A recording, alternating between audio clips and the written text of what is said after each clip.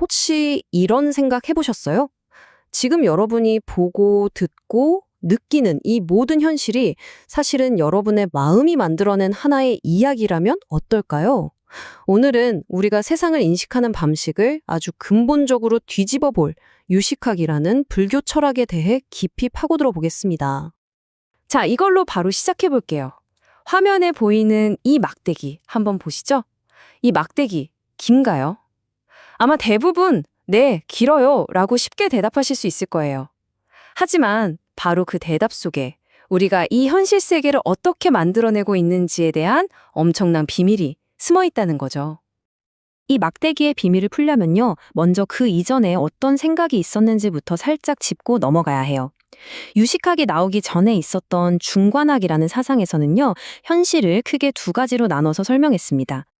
그러니까 중관학에서는 우리가 매일 경험하는 이 평범한 세계, 즉 속죄가 있고 모든 것의 본질은 텅 비어 있다는 궁극의 진리, 진재가 있다고 봤어요. 근데 이게 점프가 너무 심한 거예요. 일상에서 바로 모든 건 텅 비었어 로 넘어가 버리니까 자칫하면 이걸 아무것도 없어 라는 식의 허무주의로 오해하기가 너무 쉬웠죠. 바로 이 지점에서 유식학이 의타기성이라는 정말 기가 막힌 다리를 하나 놓습니다. 만약에 이 중간단계가 없으면 사람들이 공이라는 걸 그냥 아무것도 없어, 텅 비었어 이렇게 오해하기가 너무 쉽다는 거예요. 근데 그건 유식하게 말하려는 핵심이 전혀 아니거든요. 자, 그럼 양파 껍질을 하나씩 벗겨볼까요? 가장 바깥쪽 우리한테 제일 익숙한 껍질부터요. 이게 바로 유식학에서 말하는 변계소집성, 그러니까 우리가 분별해서 집착하는 성질입니다. 이게 바로 우리 마음의 기본 설정값 같은 거예요. 세상 모든 것들이 각자 독립적이고 고정된 실체를 가지고 있다고 믿는 거죠. 컵은 그냥 컵이고 방은 그냥 방이고 저 막대기는 당연히 길다고 믿는 바로 그 상태 말이에요. 근데 이게 꼭 나쁘기만 한 건 아니에요. 사실 이런 개념이나 이름표들이 없으면 우리가 이 세상을 살아갈 수가 없거든요. 생각해보세요. 어제 호랑이가 나타나서 사람을 해쳤어요. 근데 오늘 또 호랑이를 만났는데 거기서 이 호랑이가 과연 어제의 그 개체와 동일한 존재일까? 이런 철학적인 고민을 하고 있을 순 없잖아요? 일단 냅다 띄어야죠. 바로 이런 개념화, 이런 가정이 우리를 살아남게 하는 겁니다. 자, 이제 드디어 유식학의 핵심, 판도를 뒤집은 바로 그 중간층으로 들어가 보겠습니다. 우리가 철석같이 믿고 붙여놓은 그 이름표 밑에는 과연 뭐가 있을까요? 다시 우리 막대기 얘기로 돌아와서요. 아까 길다고 확신하셨죠? 네, 뭐랑 비교해서요? 그쵸. 길다는 생각은 막대기 자체에서 뿅 하고 튀어나온 게 아니에요. 여러분 마음속에서 다른 무언가랑 비교하면서 생겨난 일종의 관계인 거죠. 다시 말해서 길다는 성질은 막대기 안에 원래부터 들어있던 게 아니라는 겁니다. 짧다는 게 있으니까 길다는 것도 존재할 수 있는 거죠. 완전히 관계에 의존해서만 나타나는 현상이에요. 이게 바로 의타기성, 말 그대로 다른 것에 의지해서 일어나는 성질의 핵심입니다. 세상 모든 게 다 그렇다는 거예요. 거대한 그물처럼 서로 얽혀 있어서 혼자서는 아무 의미도 가질 수 없어요. 다른 것과의 관계 속에서만 비로소 정의되는 거죠.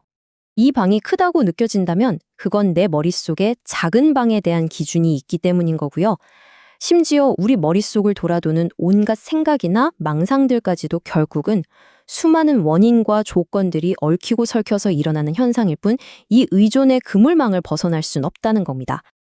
자, 그럼 모든 게 이렇게 서로 연결되어 있다는 걸 진짜로 이해하면 그 다음에 뭐가 볼까요? 드디어 양파의 속살, 그 핵심으로 들어가게 됩니다. 아까 그 막대기요. 길다는 게 결국 내 마음이 만들어낸 개념이라는 걸 깨닫는 순간 우리는 드디어 그 길다는 이름표를 떼고 막대기 그 자체를 볼 수 있게 되는 거죠. 이게 바로 원성실성, 그러니까 원래부터 완전하게 이루어진 참된 성질입니다. 이게 무슨 신비롭고 대단한 저 너머의 세계가 아니고요. 그냥 우리가 씌워놨던 길다, 짧다 같은 온갖 필터를 싹 걷어내고 사물을 있는 그대로 보는 상태, 그걸 말하는 겁니다. 그러니까 여기서 핵심은 이거예요. 공하다는 게 아무것도 없다는 허무주의가 절대 아니라는 거. 그게 아니라 혼자서는 존재할 수 없다는 뜻입니다. 독립적인 실체, 고정된 정체성이 비어있다. 바로 이겁니다. 근데 여기서 진짜 재밌는 건 뭐냐면요. 이 세 가지 성질이 무슨 따로따로 떨어진 세계가 아니라는 거예요. 똑같은 현실을 보는 세 가지 다른 렌즈일 뿐이라는 거죠. 자, 우리 막대기로 한번 정리해 볼까요? 처음엔 그냥 긴 막대기라고 봐요. 환상이죠. 이게 변계 소집성. 그 다음엔 길다는 건 짧은 게 있어야 가능하네 하고 그 작동 방식을 깨달아요. 이게 의탁이성. 그리고 마지막으로 그럼 이 막대기 자체에는 원래부터 길다는 성질이 없구나 하고 통찰에 이르는 거죠. 이게 바로 원성실성입니다. 결국 이 삼성설은요, 우리가 어딘가 다른 곳으로 가야 깨달음을 얻는 게 아니라고 말해주는 거예요. 바로 지금 여기, 이 자리에 서서 세상을 보는 내 안경만 바꿔 끼면 환상의 세계에서 통찰의 세계로 나아갈 수 있다는 아주 실용적인 안내서인 셈이죠. 그런데 여기서 정말 중요한 마지막 함정이 하나 있습니다. 심지어 지금 우리가 이야기하고 있는 이 유식학이라는 가르침조차도 하나의 도구, 하나의 개념일 뿐이라는 거예요. 만약에 이게 절대적인 진리야 하고 여기에 집착해버리면 그건 또 다른 이름표를 붙드는 것과 똑같아지는 거죠. 이 모든 건 강을 건너기 위한 뗏목이지 우리가 영원히 살아야 할 집이 아니라는 겁니다. 자, 오늘 이야기의 결론은 이겁니다.